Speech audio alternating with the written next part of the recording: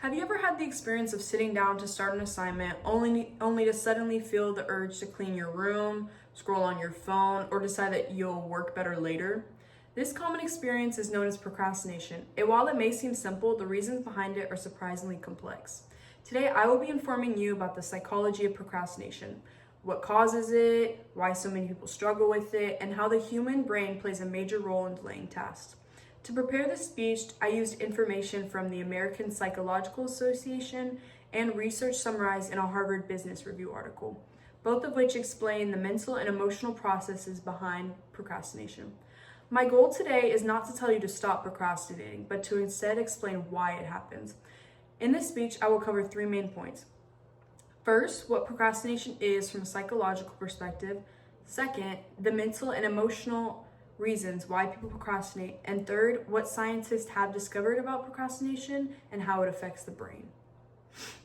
All right, to start, procrastination is not the same as being lazy. According to the American Psychological Association, procrastination is defined as the voluntary delay of an intended action despite expecting negative consequences. This means a person chooses to postpone a task even though they know they will probably regret it later. Procrastination is considered a form of self-regulation failure or difficulty managing one's thoughts, emotions, and actions. People often delay tasks not because they don't care, but because the task triggers uncomfortable feelings like boredom, frustration, or even sometimes anxiety. Psychologists categorize procrastination as something driven more by emotions than by time management. In other words, people do not procrastinate because they don't have time. They procrastinate because they don't want to experience a certain feeling right now. This emotional element is the key difference between procrastination and simple avoidance or forgetfulness. There are several mental and emotional reasons why people procrastinate. One major cause is something called task aversion. This happens when a task feels unpleasant. Maybe it seems boring, maybe it seems overwhelming, maybe it seems confusing. The brain naturally wants to avoid discomfort, so it pushes the person toward a more rewarding activity. Another major reason is fear of failure. A Harvard Business Review article explains that when a person is worried about not doing well, their brain actually tries to protect them by delaying the task. Procrastination becomes a temporary escape from stress. Unfortunately, this escape usually creates more stress later on.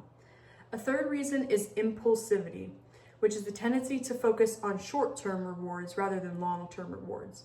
For example, scrolling on your phone or watching a video gives quick pleasure, while writing a paper usually doesn't.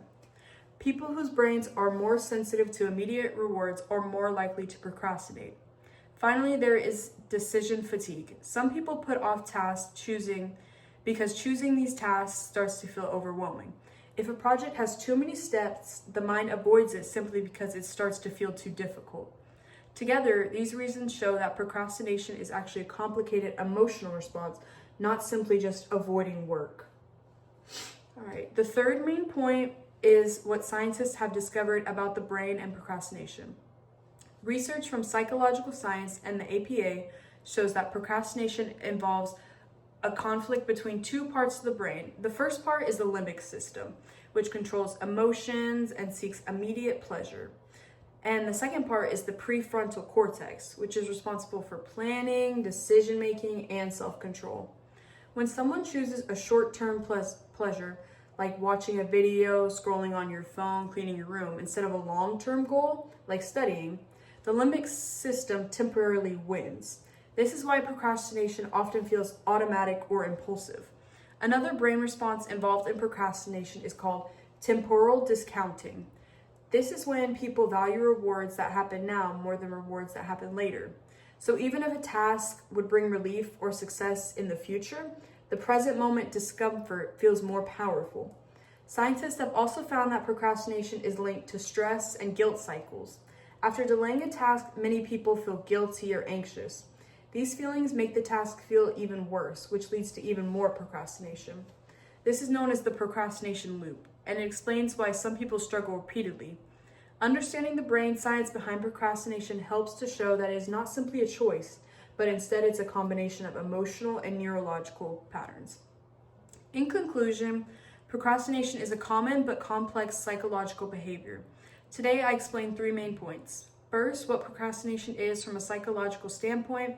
Second, the emotional and mental reasons that people procrastinate. And third, how the brain structure and reward system contribute to delaying tasks. By understanding that procrastination is driven by emotions, fear, impulsivity, and neurological processes, we can see that it is much more than just poor time management. Although many people experience it, the reasons behind it involve deeper patterns in the mind and brain. My goal today was simply to inform you about how the psychology behind this familiar behavior. Thank you for listening.